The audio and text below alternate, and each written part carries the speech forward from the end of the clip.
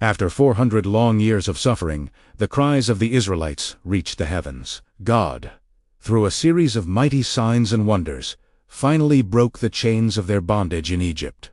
Pharaoh relented, and a massive crowd of men, women, children, and livestock marched out of Ramesses. They carried with them the bones of their ancestor Joseph and the promise of a new future. A mysterious pillar of cloud guided them by day, transforming into a pillar of fire by night.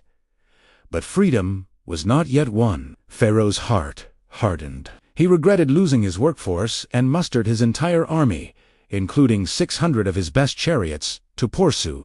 The chase was on. The Israelites soon found themselves trapped, with the rugged mountains on one side and the vast, impassable Red Sea before them. The thunder of Egyptian hooves grew louder, and panic swept through the camp. Was it because there were no graves in Egypt?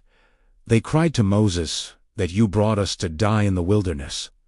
But Moses stood firm. He faced the terrified crowd and declared, "Do not be afraid. Stand firm, and you will see the deliverance the Lord will bring you today. The Egyptians you see today you will never see again. The Lord will fight for you.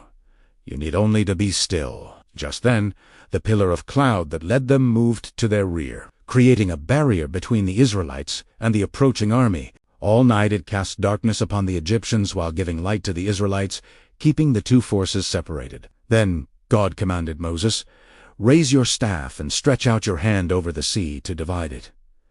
Moses obeyed. He stretched his hand over the water, and a powerful east wind began to blow. All through the night, the wind pushed the sea back, turning the seabed into dry land. An unbelievable sight unfolded. The waters split apart, forming a path through the very heart of the ocean, with a towering wall of water on their right and another on their left. The Israelites took their first steps into the miraculous path. Imagine walking on a dry seabed, kicking up dust where a sea once raged, all while massive, shimmering cliffs of water loomed on either side. It was a terrifying, awe-inspiring journey of pure faith. They marched through this canyon of salvation, the roar of the wind and the restrained sea filling their ears, all while protected by the divine hand of God.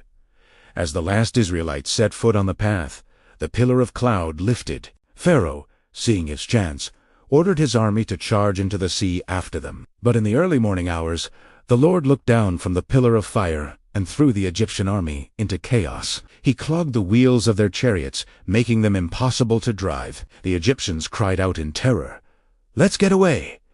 The Lord is fighting for them against us." But it was too late. God told Moses to stretch out his hand over the sea once more. As he did, the walls of water collapsed. The sea returned to its full strength with a deafening roar, swallowing the entire Egyptian army. Not a single soldier survived. That day, the Lord saved Israel, standing on the far shore, truly free at last. The people celebrated. Miriam, the prophetess, led the women in a song of victory. "Sing to the Lord, for he is highly exalted. Both horse and driver he has hurled into the sea." Thanks for watching. If this story moved you, don't forget to like, share, and subscribe for more incredible stories of faith and history.